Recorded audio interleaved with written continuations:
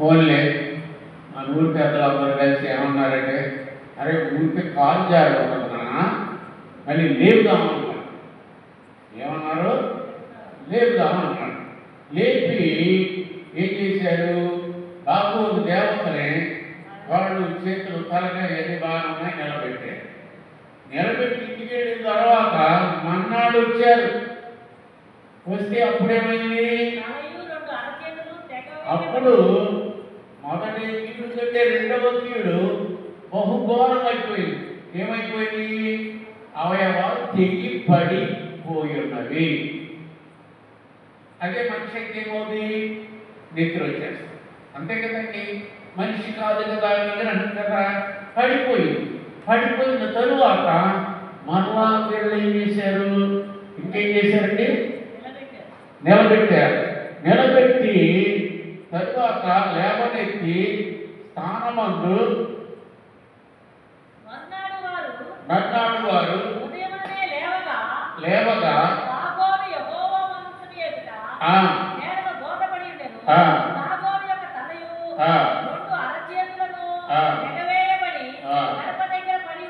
గడప దగ్గర. ఇప్పుడు లోన కాదండి, ఇప్పుడు పడుతుంది. ఎక్కడ పడుతుందండి? గుమ్మం దగ్గర వరకు వచ్చేసింది. అంటే దారి పోయేవాడు కూడా చూడాలి. శక్తి కలిగిన దేవుడు, జీవము కలిగిన దేవుడు, సర్వశక్తులైనటువంటి దేవుని ఎదుట విగ్రహము, విగ్రహార్పితము, విగ్రహ పరిస్థితులు అక్కడ కళ్ళగట్టినట్టు కనబడుతున్నాయి. కనబడినప్పుడు ఏం చేశారు? ఇదేదో కీడుగా ఉందయ్యా అని వాళ్ళు ఏం చేశారంటే, ప్రియమైన దేవుని బిడ్డలారా, తరువాత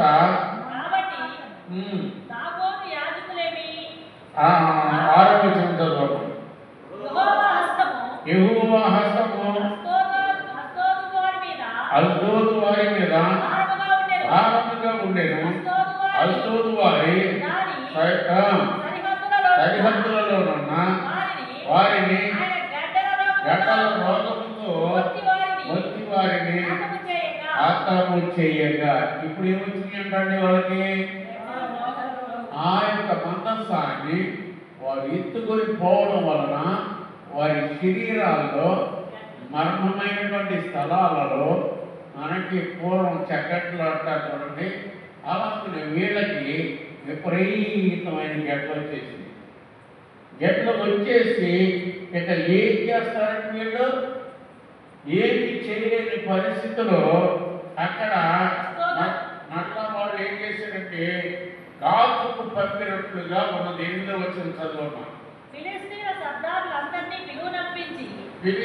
సర్దారులందరినీ పిలువనంపించి ఇశ్రాయేలీయుల దేవుని మందసమును ఏమి చేద్దాము అని అడిగి, అందుకు వారు ఇశ్రాయేలీయుల దేవుడు మందసమును అక్కడి నుండి గాతు పట్టణమునకు పంపుడని చెప్పగా.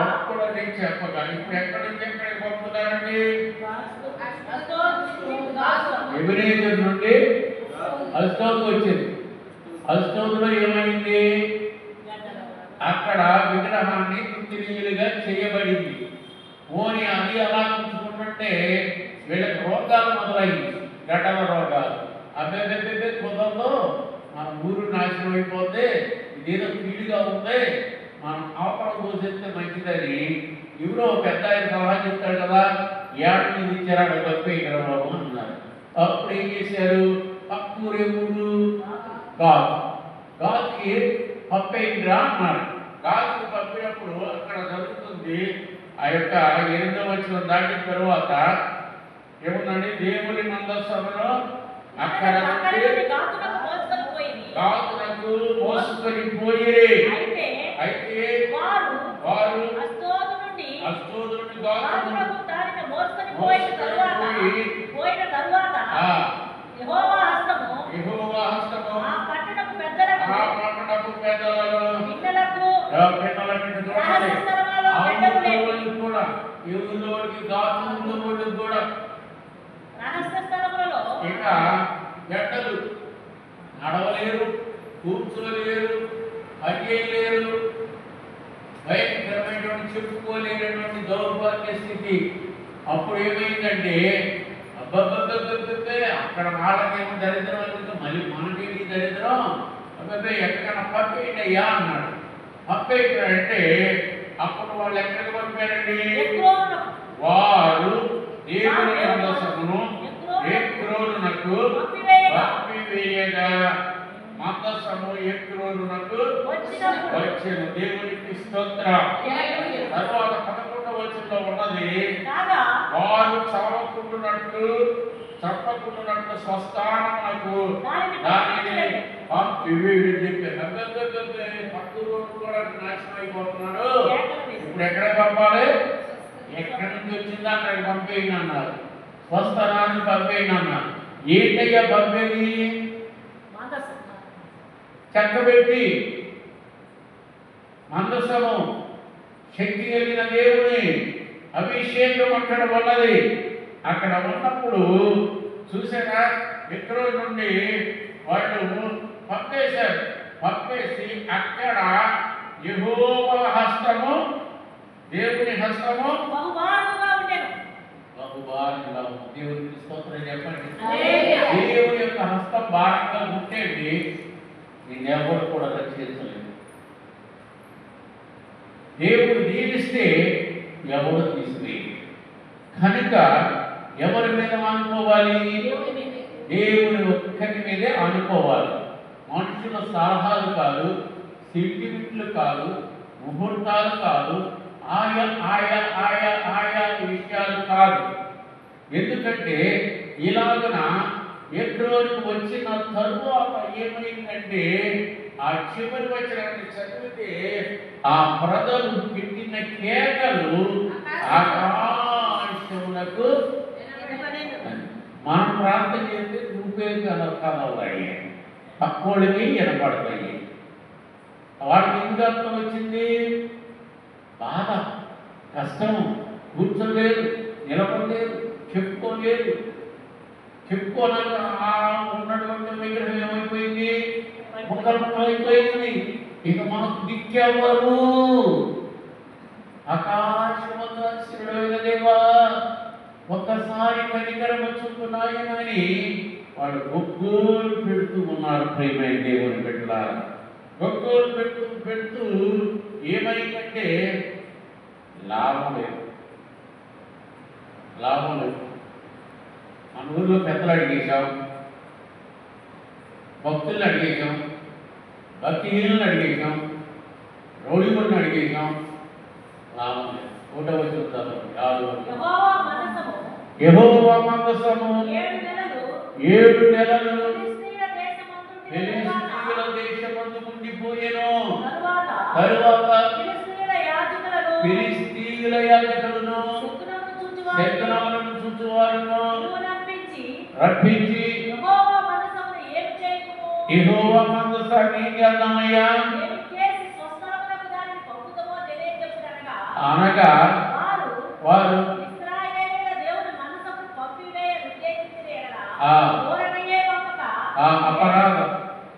అపరాధార్థ బలిని అర్పించాలి. అంతే కదమ్మా. ఇప్పుడు వీళ్ళు ఏం చేశారు? ఫిలిష్తీయుల సర్దారులు పిలిచారు, ప్రయోజనం లేదు. ఫిలిష్తీయుల పెద్దలు పిలిచారు, ప్రయోజనం లేదు. ఫిలిష్తీయులపై బలమైన వాళ్ళని, నమ్మతా పెట్టేవాళ్ళని, ఏళ్ళని అందరం పిలిచారు, ప్రయోజనం లేదు.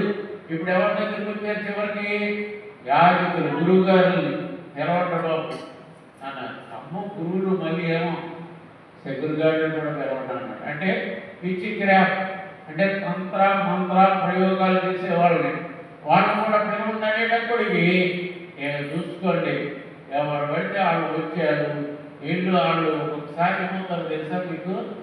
కోర్టులో వాదించేటప్పుడు అవతల ఎప్పుడో అయిపోతారు మేడం.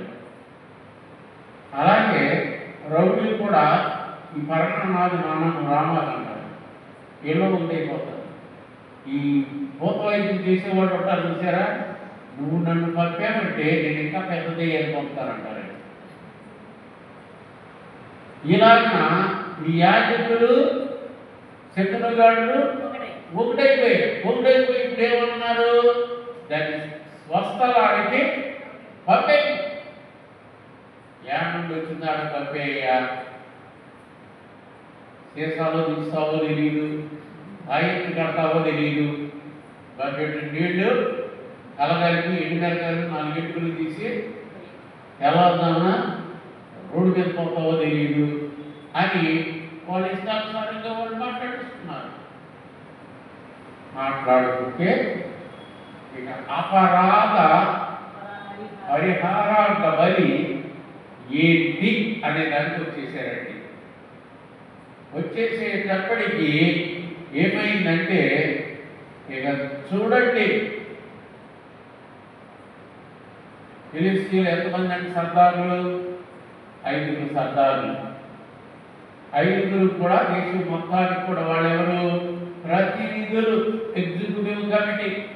5 ప్రకారం దేశం అందరికి కూడా గెడవ వచ్చేసింది కనుక అపరాధ పాప పరిహారార్థ బలి చెయ్యాలి అంటే, అపరాధ బలి చెయ్యాలంటే ఏం చేయాలి? 5 పందికొక్కులు చేయండి. ఏం చేయాలమ్మా? 5 పందికొక్కులు చేయాలి. పందికొక్కులు దేంతో చేయాలి? బంగారంతో చేయాలి. ఎండి ఎత్తడి లేదా కంచు కాదు, బంగారంతో చేయాలంటే విలువైందే కదా. ఇక ఊగేశారు. అమ్మ దేశం బాగోవాలంటే మీరు ఏమంటారు? దేశం బాగోవాలంటే మీరు ఏమన్నారు? దేశం బాగోవాలంటే మీరు ఏమన్నారు? పురుషులు స్త్రీలు ఆడతో పోగేస్తే 5 పందికొక్కులు అయింది. 5 పందికొక్కుల్ని ఏం చేశారు? బాక్స్లో పెట్టారు. బాక్స్కి బాక్స్ తోడు. ఓ బాక్స్లో ఎవరున్నారు? దైవికమైన నిబంధనలు ఉన్నాయి. ఓ బాక్స్లో ఏమున్నది? మానవుడు దేవుడితో చేసుకున్న నిబంధన. అయ్యా మా దూరికి రావద్దు, ఇదిగో మేము అపరాధ బలిని మీకు ఇచ్చేస్తున్నాం, అర్పించేస్తున్నాం అని వీటిని వాటిని కలిపి దేవునికి ఇచ్చారు. కొత్త బండి మీద ఎవరు ఎక్కించారు? అక్కడ వాళ్ళందరూ కూడా కలిపి ఎక్కించారు. ఎక్కించి ఎక్కడికి వదిలేశారు? బెత్షెమెషు బడి తిన్నగా వెళ్ళాలి. వెళ్ళాలంటే ఇప్పుడు ఈ మందసాన్ని మోసేటటువంటి కొత్త ఎడ్ల బండి ఒకటి చెయ్యాలి. కొత్త బండి ఒకటి చెయ్యాలి. ఆ బండి మీద ఎవరు ఉండాలి? మందసము, పందికొక్కులు ఉండాలి. మరి వెళ్ళేటప్పుడు ప్రియమైనటువంటి దేవుని బిడ్డలారా, మనిషి ముట్టుకోకూడదు. ఎవరు ముట్టుకోవాలి? ఆడి ఆవులు 2 ఎన్నడూ కూడా దున్ననటువంటివి వాటి మెడ మీద ఈ కాడి పెట్టి బెత్షెమెషు మార్గంలో వదిలివేయాలి. ఆడి ఆవులంటే మాట్లాడి ఈ ఊరు నుండి ఆ ఊరికి సాయంత్రానికి వెళ్ళేటప్పుడు వాటి పని ఎలా ఉంటుందండి? చెప్పండి. ఎలా ఉంటుందండి? ఆడి ఆవులంటే వెనకాల దీనికల్లా దానికల్లా ఏడుస్తుంది, అంతే కదండి. ఇంకొకటి ఏంటి?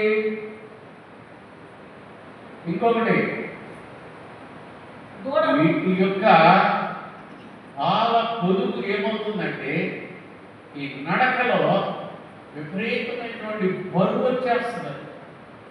సాయంత్రానికి 4 లీటర్లు 5 లీటర్లు ఇచ్చేవి కదండి పాలు. వాటి శారీరకమైనటువంటి బలహీనంతో అవి ఉంటాయి కదా. అంటే అది తప్పే కాదు. ఏమవుతుందంటే అవి బలహీనపడిపోతాయి. ఓ ప్రక్క వెనుక పిల్లవరకు ముందేమో వెళ్ళాలి. ఈ అన్నిటిలో ఎవరు తగ్గిపోతున్నారు? ఇశ్రాయేలీయుల పాపములకు కారణము మందసం పట్టబడటం, ఇశ్రాయేలీయులు ఓడిపోవడం, ఏలీ కుటుంబం పతనం అవడం, అష్డోదు వారు గాదు వారు గతంలో సావటం. ఇప్పుడు ఇక్కడికి వచ్చిన తరువాత బెత్షెమెషు మార్గంలో వెళుతున్నప్పుడు, అరే అబ్బాయి ఆడి ఆవులను ఇంకే ఇంకేంటి, ఎన్నడూ ఎవరు కూడా ఎక్కడంటే కొత్త బండిని మరి వేసి వీళ్ళ బెత్షెమెషుకు పంపించు అన్నారు. దేవునికి స్తోత్రం చెప్పాలి. ఇక అవి వెళ్ళిపోయి ఎక్కడ ఆగినాయి? యెహోషువ యొక్క పొలములో రాతి యొక్క ఆగినది. ఆ రాతి యొక్క ఆగి అలా నిలిచిపోయి ప్రియమైన దేవుని బిడ్డలారా. అప్పుడు ఫిలిష్తీయుల సర్దారులు అలా ఉన్నారు. అప్పుడు లేవీయులు వాటిని దించిరి అని రాయబడతారు. దేవునికి స్తోత్రం చెప్పండి. ఏ లేవీయులైతే బంధసాన్ని పోగొట్టుకున్నారో తిరిగి అదే లేవీయులకు దేవుడు ఇచ్చాడు. ఎక్కడ ఇచ్చాడు? ఊరి బయట కళ్ళములోను, ఊరి బయట రాతి మొత్త ఇచ్చాడు. దేవునికి స్తోత్రం. అప్పుడు ఆ ఎద్దులను, ఆ యొక్క ఆవులను నిలిపి ఏం చేశారు? ఈ యొక్క బండిని, కాడిని, చక్రములను సమస్తమును చీల్చి దహన బలిగా ఏర్పాటు చేసి, దహన బలిగా ఏర్పాటు చేయాలంటే ఇశ్రాయేలీయులు 12 గోత్రాలకు 12 రాళ్ళు పెట్టి దాని మీద ఏం పెట్టాలి? పొగలు వేసి ఈ యొక్క ఆవులను ఎక్కడ పెట్టినారు? కాలి పెద్ద రాయి ఉంది కదండి, రాయి మీద పెట్టి నరకాలి, బలి ఇవ్వాలి, అపరాధ బలి ఇవ్వాలి. ఇచ్చి అప్పుడు బలి అర్పించాలి. దేవునికి ఇష్టం. అప్పుడు ఈ 4 గ్రామాల నుండి వచ్చారే వాళ్ళు ఫిలిష్తీయులు. అప్పుడు వాళ్ళు తమ ఇంటికి అనుకున్నదండి. అది ఫిలిష్తీయులు సర్దారులు 5 అప్పటి వరకు చూచి ఎక్రోనుకు తిరిగి వెళ్ళారు. చూసారా? ఒక మనిషిని యొక్క పాపము, ఒక సమాజం యొక్క పాపము జీవితాలను, కుటుంబాలను, దేశాన్ని, దేవుని యొక్క పనిని గలిబిలి చేయడం మాత్రమే కాకుండా 2 పాడి ఆవులను ప్రాణం తీసుకున్నాయి. వాటి వెనుక పిల్లలు ఏం చేస్తున్నాయి? అరుస్తున్నాయి. దేవుని యొక్క సేవకుడు కూడా, దేవుని లోనికి వచ్చినటువంటి విశ్వాసి కూడా తను మందసం అనేది తన నెత్తి మీద ఉన్నప్పుడు తను ఎలాగో వెళ్ళాలంటే వెనకాల పిల్లలు ఏడుస్తూ ఉంటారు. ముందు దేవుని యొక్క చూపినటువంటి గమ్యం అనేది ఒక మార్గం ఉన్నది, శిలువ మార్గం అనేది ఉన్నది. శిలువను ఎత్తుకొనిన వాడు దానిని పొందుకొను, విసర్జించిన వాడు దానిని పొందుకొననేరడని చెప్పబడింది. ఇప్పుడు ఈ యొక్క 2 ఆవులు ఏం చేసి దేవునికి ఇష్టమైనటువంటి బలి. దేవుని యొక్క సేవకులు కూడా ఒక్కొక్కసారి కడుపు ఆకలితో ఉండవచ్చు, కానీ నీ భుజం మీద ఏముంది? దేవుని మందసం ఉన్నది. నీ భుజం మీద ఏమున్నది? 5 బంగారపు గడలు ఉన్నాయి. అందుకొక్కులు అంటే ఒక రూపంగా విలువైన ఉన్నవి. కానీ నువ్వు తింటావా? తింటేవు కదా.